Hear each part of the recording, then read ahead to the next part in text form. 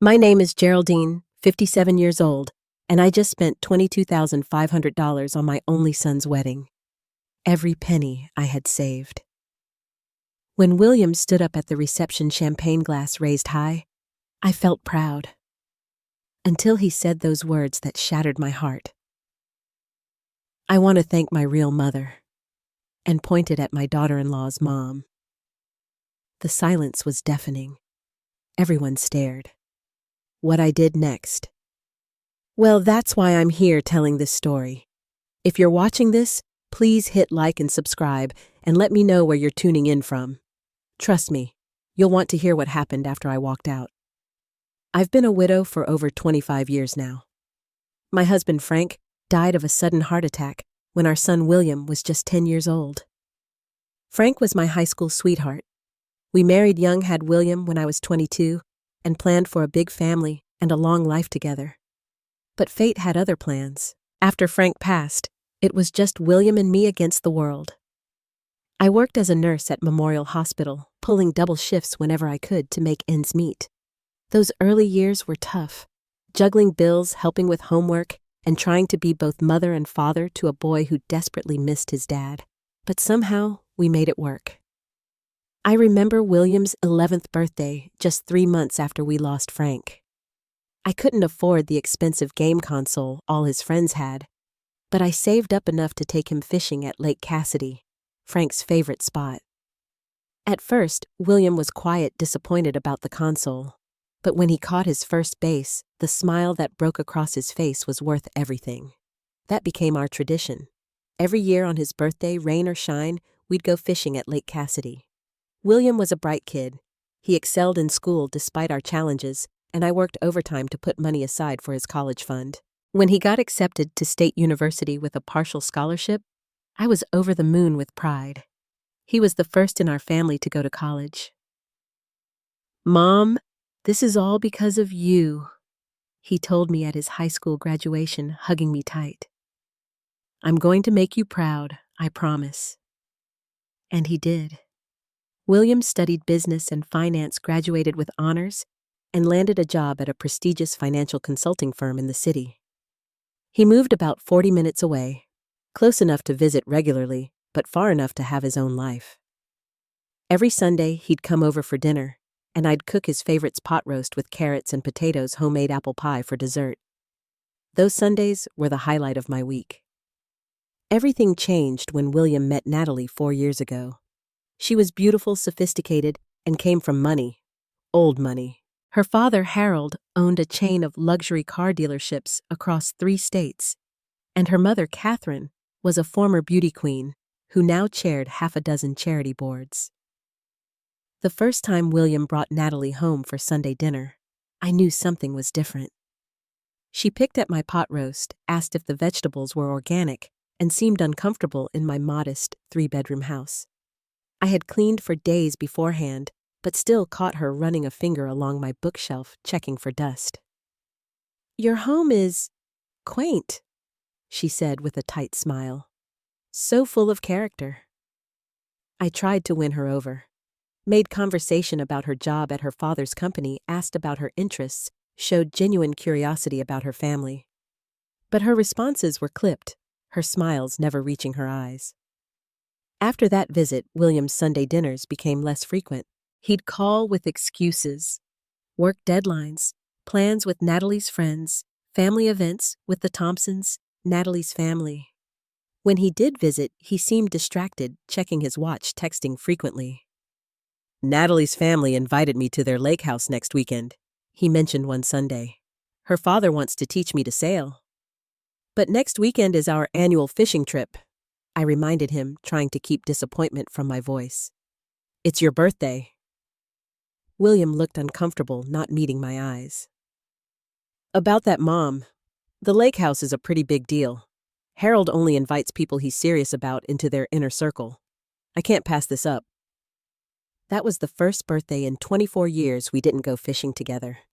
It wouldn't be the last tradition to fall by the wayside. Over the next 2 years, I watched as my son was gradually absorbed into Natalie's world. His clothes changed, designer labels replaced the department store brands. His haircuts became more frequent and stylish. Even his way of speaking shifted, adopting the casual references to exclusive places and events that peppered Natalie's conversation. The final Sunday dinner came about 6 months before their engagement. William arrived alone, unusually formal in demeanor. "Mom, I think we need to make some changes to these dinners," he said, sitting stiffly on the couch. "Natalie feels it's a bit much to have such a standing commitment every week. Maybe we could make it monthly instead, and perhaps we could meet at restaurants sometimes. Natalie knows some great places." I felt like someone had punched me in the stomach, but I smiled. "Of course, honey. Whatever works better for your schedule." The monthly dinners became bi-monthly, then quarterly. My son was drifting away, and there seemed to be nothing I could do to stop it. The engagement announcement came via text message, not even a phone call. "Great news, Mom. Natalie said yes. We're engaged, wedding planning already starting. We'll call with details soon." I sat on my porch swing, phone in hand, tears mixing with smiles. My son was getting married. I should be overjoyed. Instead, I felt a gnawing worry that the wedding would only cement my growing distance from William. 2 weeks later, William and Natalie came to my house. It was the first time I'd seen my son in nearly 2 months. "Mrs. Walsh, we're hoping you can make it to dinner tomorrow night," Natalie said, not quite looking at me. "My parents want to meet William's family before we get too deep into wedding planning." "Of course," I said, smiling through the formality of her addressing me as Mrs. Walsh after 4 years. "I'd be delighted." The dinner was at Bellini's, the most expensive restaurant in town. I wore my best dress, a navy blue A-line I'd bought for a colleague's retirement party 3 years earlier. When I arrived, everyone else was already seated. Harold Thompson stood up to greet me with a firm handshake, while Catherine offered a cool nod. "Geraldine, so nice to finally meet you," Harold said. "William speaks highly of you." Catherine looked me up and down. "That's a lovely dress. Is it from the new collection?" Before I could answer, Natalie jumped in. "Mom, not everyone buys new clothes every season." The silence that followed was excruciating. Throughout dinner, wedding talk dominated. They discussed venues I'd never heard of, florists whose names sounded like fashion designers, and caterers who apparently needed to be booked a year in advance. "We're thinking the Grand Plaza Hotel," Natalie announced. "They only do a few weddings a year, very exclusive." "That sounds expensive," I ventured cautiously. Catherine smiled thinly. "Well, we want the best for our only daughter. We've set aside $150,000 for the wedding." I nearly choked on my water. That was more than my house was worth. Harold cleared his throat. "Of course, traditionally costs are split between families, but William mentioned your situation. We're happy to cover most expenses." My cheeks burned with humiliation. My situation, being a middle-class widow who worked as a nurse, apparently required special accommodation. "I'd like to contribute," I said firmly. "William is my only child, too." William looked uncomfortable. "Mom, you don't have to. Really." "I want to," I insisted. "Tell me what I can help with." Natalie and Catherine exchanged glances. "Perhaps the rehearsal dinner," Catherine suggested. "It's traditionally the groom's family's responsibility." "Perfect," I said, with no idea how much such an event would cost. As dinner progressed, I realized I was being systematically excluded from the wedding planning. Venues were discussed and decided. Dates were confirmed. Guest lists were mentioned. "We're thinking 250 guests," Natalie said. "Small and intimate." Small. My entire extended family and friend group wouldn't total 50 people. "How many guests will you be adding, Geraldine?" Catherine asked. I'm not sure. Maybe 20.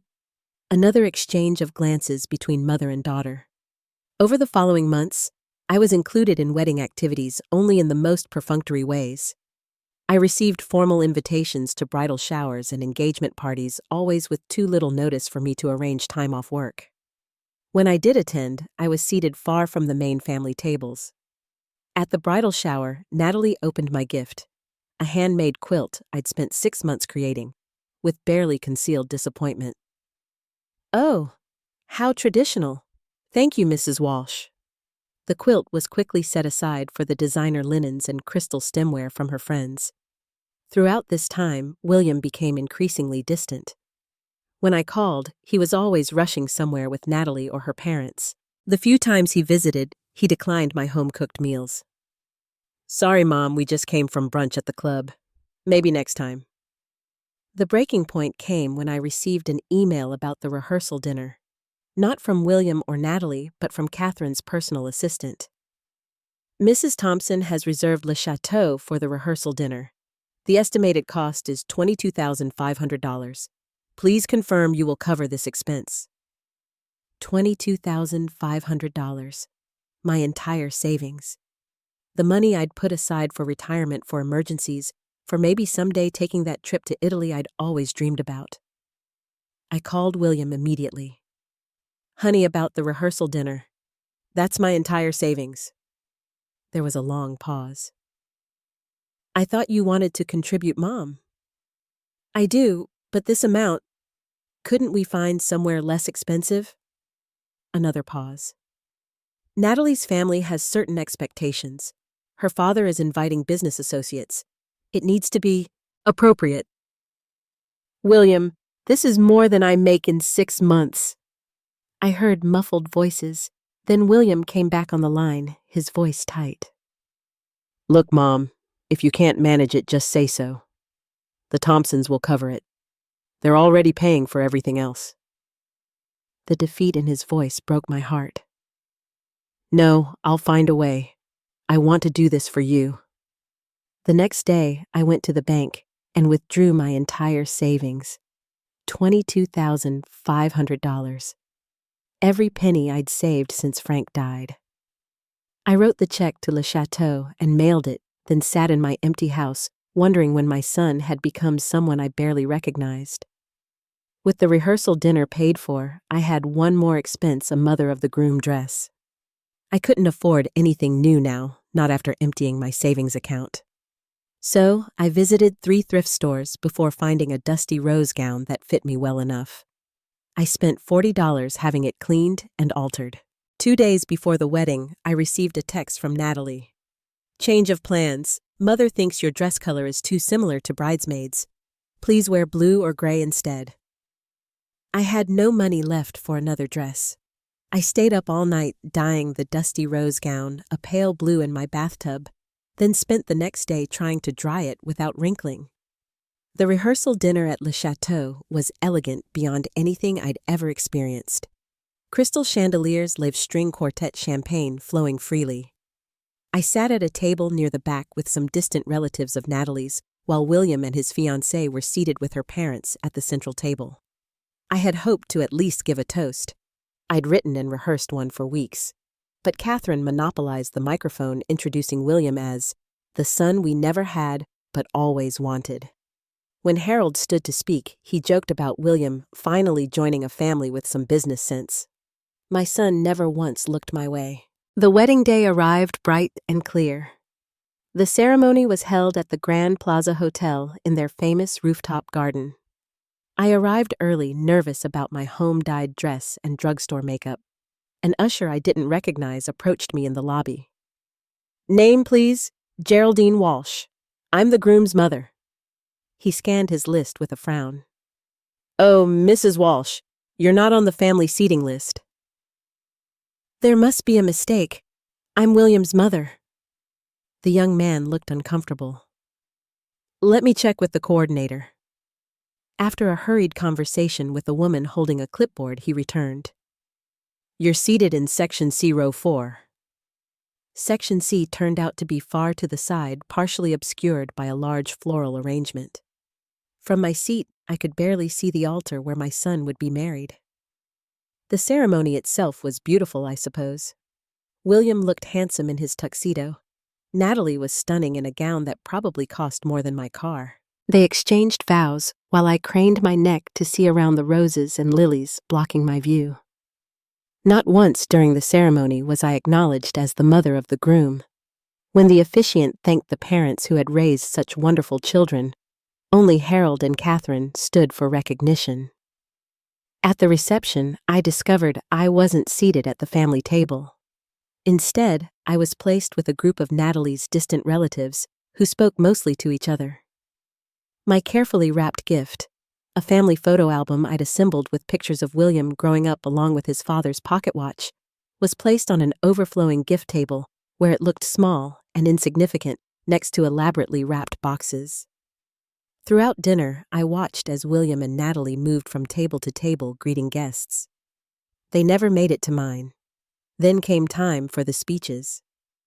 Harold spoke about welcoming William into their family. Catherine gushed about finally having the son she always wanted.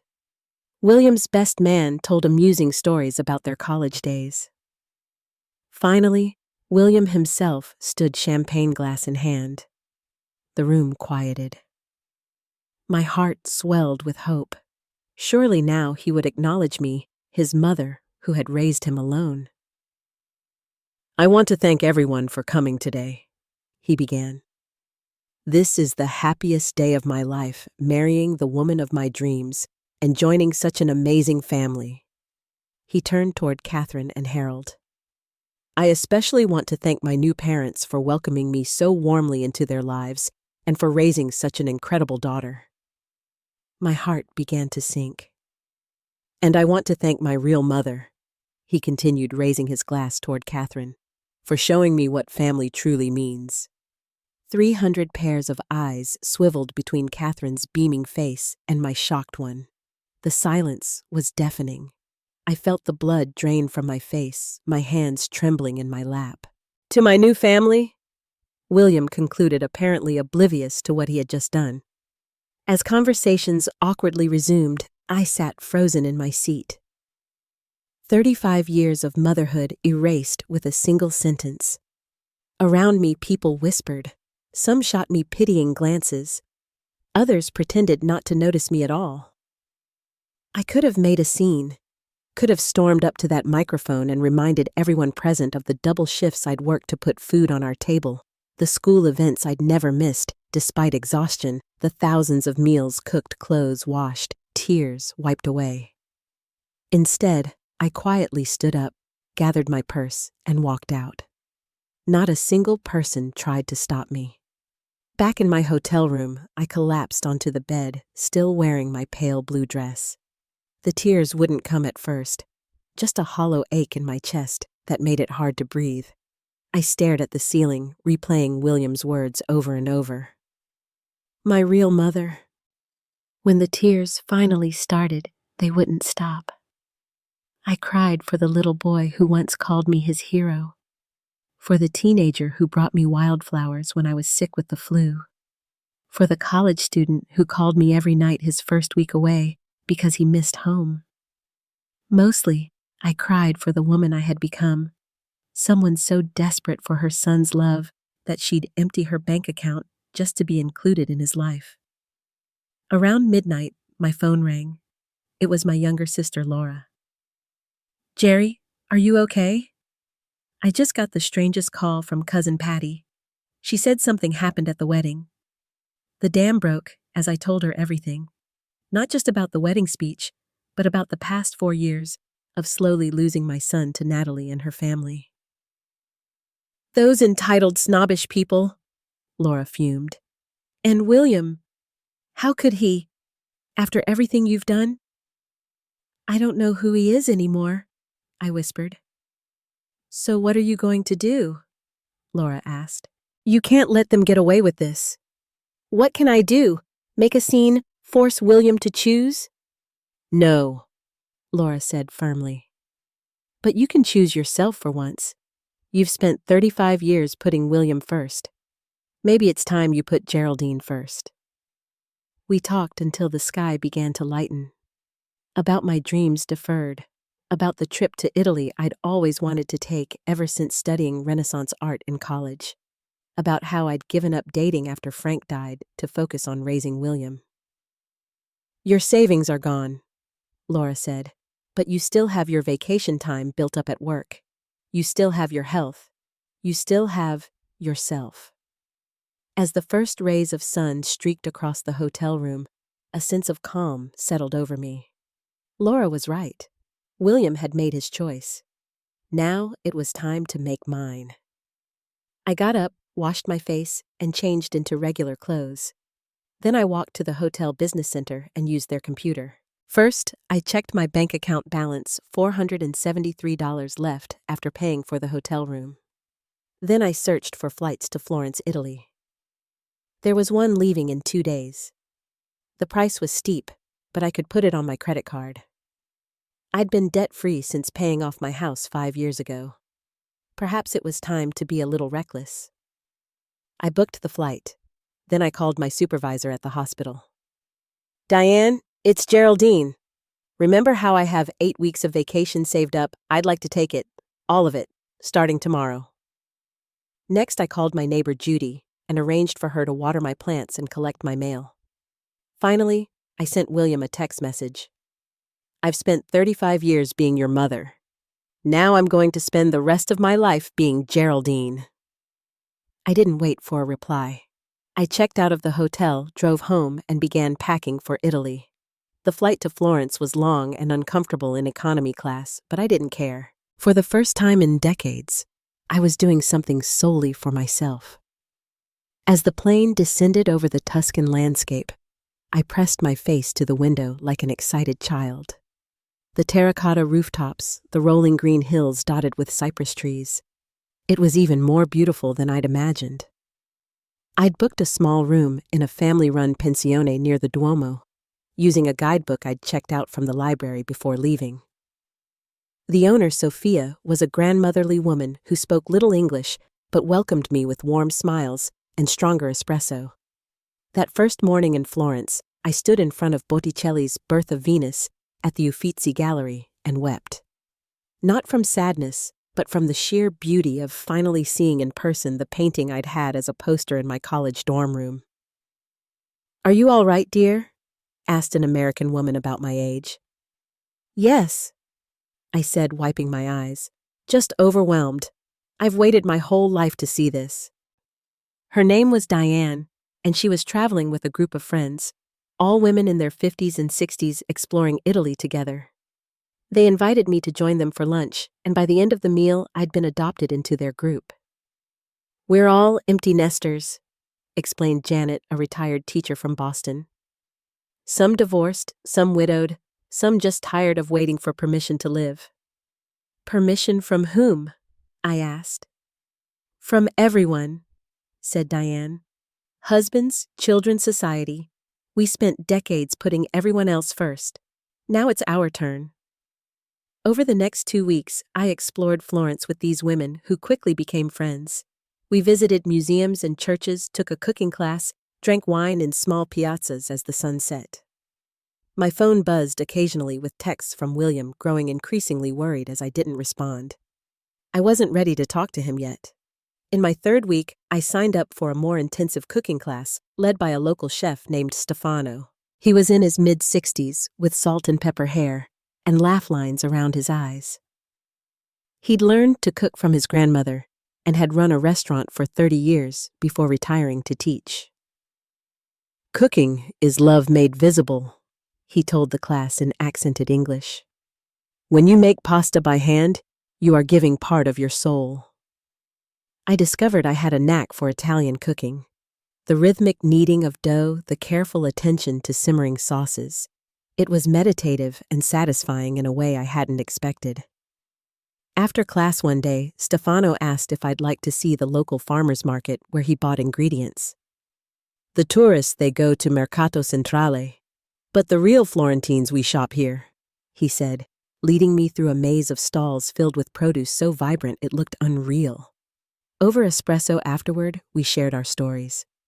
Stefano had lost his wife to cancer 10 years earlier. His children lived in Rome and Milan, visiting occasionally, but busy with their own families. "It was very dark those first years alone," he admitted. "But then I remember what Lucia always said. Life is for the living." So I decided to live again.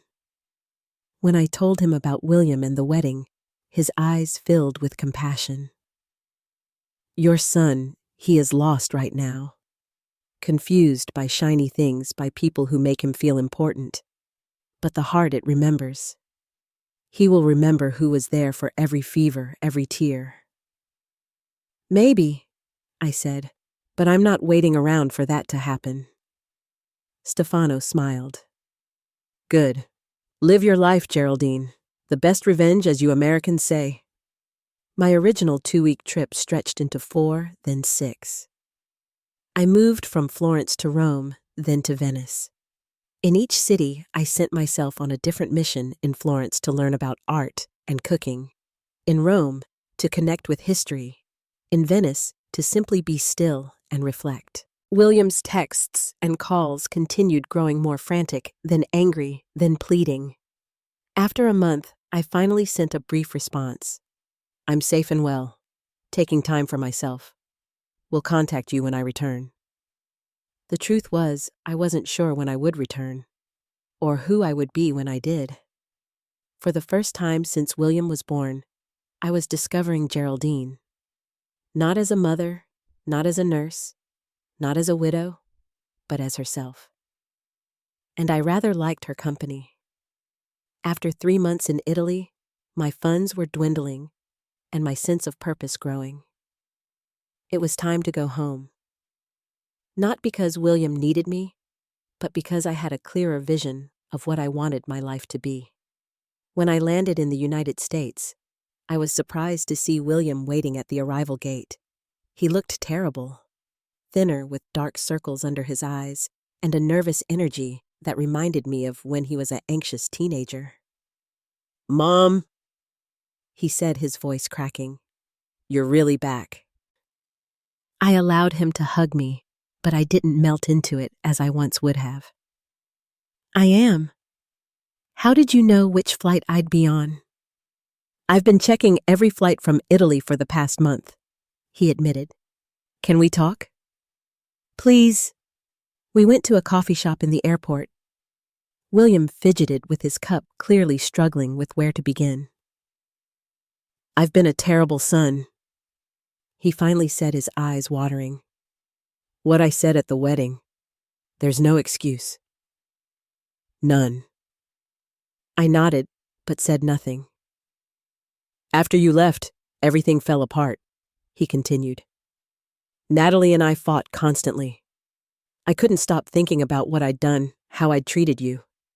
Then I found out you'd gone to Italy, and I was terrified something would happen to you, and I'd never get to apologize. I was perfectly safe, I said, and quite happy. William looked down at his hands. I got caught up in everything. The money, the status, the way Catherine and Harold made me feel like I was special just for dating their daughter. It was like I was finally part of this perfect family from a TV show. Were we so imperfect, you and I asked quietly. Tears spilled down his cheeks. No. We were real. And I traded real for shiny. He took a shaky breath. Natalie and I are in counseling. I'm not sure if our marriage will survive, but I know I need to fix myself first. And my relationship with you, if you'll let me. I studied my son's face. The face I'd memorized as a newborn, watched change through childhood and adolescence, seen mature into adulthood. Despite everything, I loved him. But I also loved myself now too much to go back to the way things were. I'm moving forward with my life, William, I said. I've given notice at the hospital. I'm going to work part-time as a health consultant and spend the rest exploring who I am without defining myself solely as your mother. I understand, he said, though his expression showed he didn't not really. If you want to be part of my life, I'd like that, but on new terms. I'm not your backup mother when things get tough with Natalie. I'm not your emotional support system while you figure out your marriage.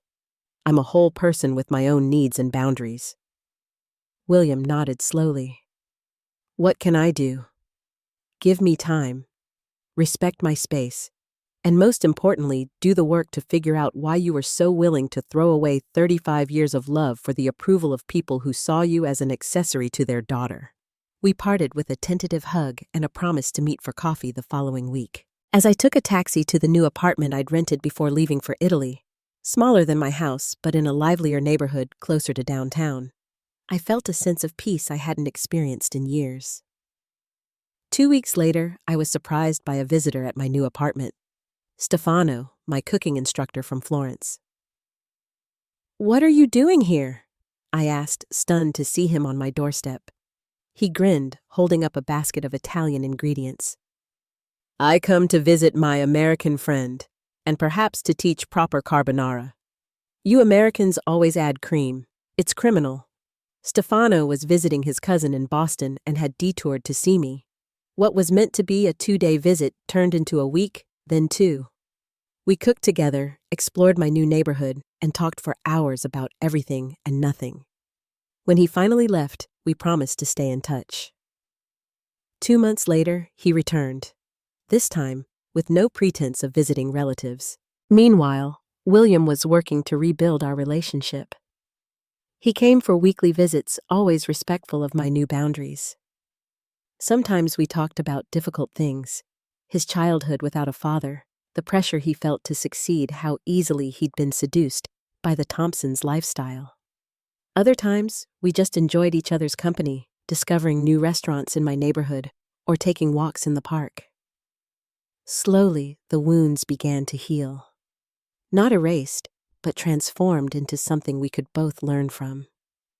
1 year after the wedding that had broken my heart, I hosted a dinner party at my apartment.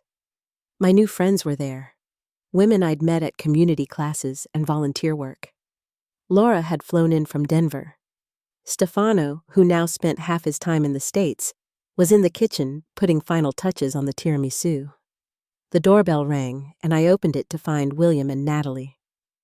This was the first time I'd agreed to see Natalie since the wedding. The woman who entered my home was not the same one I'd known before. Gone were the designer clothes and perfect makeup. Her face was makeup-free, her expression nervous but determined. "Mrs. Walsh, Geraldine," she corrected herself. "Thank you for inviting us." Over dinner, Natalie was quiet, letting William carry most of the conversation. But as we served dessert, she asked if she could speak to me privately. In the kitchen, away from the others, she twisted her wedding ring anxiously. "I don't know how to begin apologizing for how I treated you, for how my family behaved. There's no excuse." "What changed?" I asked. Natalie's eyes welled with tears. "Everything. 6 months ago, my father was arrested for financial fraud. All the family money, the prestige, the social status, gone overnight. Most of our so-called friends disappeared too."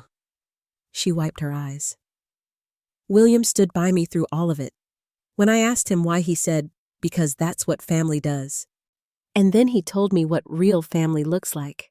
Not the fake, perfect image my parents projected, but the messy, unconditional love you gave him his whole life." I was stunned. "I'm sorry about your father," I managed. "Don't be. It was a wake-up call we all needed, my mother especially." Natalie hesitated. "She's different now. Humbled. She asks about you sometimes, wants to apologize too." I wasn't ready for that yet, but I appreciated the gesture. "And you and William, are you okay?" "We're working on it," Natalie said. "The counseling helps, and William is his own person now, not trying to be who my father wanted or pretending to be from our world. I'm getting to know the real William, and I like him much better." When we rejoined the party, I found William deep in conversation with Stefano about Italy. My son looked up as I entered, his eyes searching my face for clues about my conversation with his wife. I gave him a small smile. Not forgiveness exactly. That had been a longer process still ongoing. But acceptance. Acceptance of who he was now, who we all were becoming. 2 months later, Catherine Thompson called me. Would I meet her for coffee? I agreed, more out of curiosity than anything else. The woman who greeted me at the cafe was a shadow of her former self. Without her expensive clothes and imperious manner, she seemed smaller, older. "Thank you for coming," she said, hands wrapped tightly around her coffee mug. "I've been trying to work up the courage to call you for months." Catherine apologized for everything. The wedding, the years of looking down on me the way she'd encouraged William to distance himself from me. "I was so obsessed with appearances," she admitted. "With having the perfect family, the perfect daughter, the perfect son-in-law. I never stopped to think about what really matters." "And what does," I asked, "love that stays when everything else is gone?" She said simply, "Harold's in prison. Our friends have vanished. The country club revoked our membership, but Natalie still has William. And he learned that kind of loyalty from you, not from us." I didn't become best friends with Catherine that day, but I did find it in my heart to forgive her. Not for her sake, but for mine. Holding on to anger was exhausting, and I had better ways to spend my energy now. Stefano eventually proposed not with a diamond ring, but with a hand-carved wooden spoon. "In Italy, we say the cook who gives their spoon gives their heart," he explained. We decided on a small ceremony in my apartment, followed by a reception at a local Italian restaurant where we'd become regulars. No grand hotel, no elaborate flowers, just good food, good wine, and people who genuinely cared about us. William asked if he could make a speech at the reception. I hesitated, but agreed. He stood glass raised, looking nervous but determined. "A year and a half ago, I stood at my own wedding and made the biggest mistake of my life. I denied the woman who had given me everything and praised people who had given me nothing but superficial acceptance." The room was silent as he continued. "Since then, I've learned what real love looks like. It's not grand gestures or expensive gifts. It's showing up. It's being consistent. It's putting someone else's happiness equal to your own. Not above it, because my mother taught me that martyrdom isn't love either." He turned to Stefano and me. "Mom, you taught me how to love by example, even when I was too blind to see it. Stefano, thank you for seeing the amazing woman my mother is and for making her happier than I've ever seen her. I'm so grateful to be here today, celebrating real love." There wasn't a dry eye in the house, including mine. Life continues to unfold in unexpected ways. I started a support group for older women reinventing themselves after loss or major life changes. William and Natalie welcomed their first child, a daughter they named Frances after my late husband. Stefano and I divide our time between the United States and Italy, embracing the best of both worlds. Sometimes I think about that wedding day when my heart was broken. Had you told me then that the pain would lead to this rich, full life I now lead, I wouldn't have believed you. But that's the thing about life's worst moments. They can destroy you, or they can transform you. The choice I've learned is largely your own. I spent 35 years being William's mother. I'll always be his mother. But now I'm also Geraldine, cooking instructor, traveler, wife, friend, and a woman who finally learned that to truly love others, you must first love yourself. What would you have done in my situation? Would you have confronted your son at the wedding or walked away like I did? Sometimes the strongest statement is in our silence and the actions we take afterward. If this story resonated with you, please hit the like button and subscribe to hear more stories of renewal and resilience. Share in the comments your own experiences with family heartbreak and healing. Your story might help someone else feeling lost and alone. Thank you for listening, and remember, it's never too late to start writing a new chapter in your life story.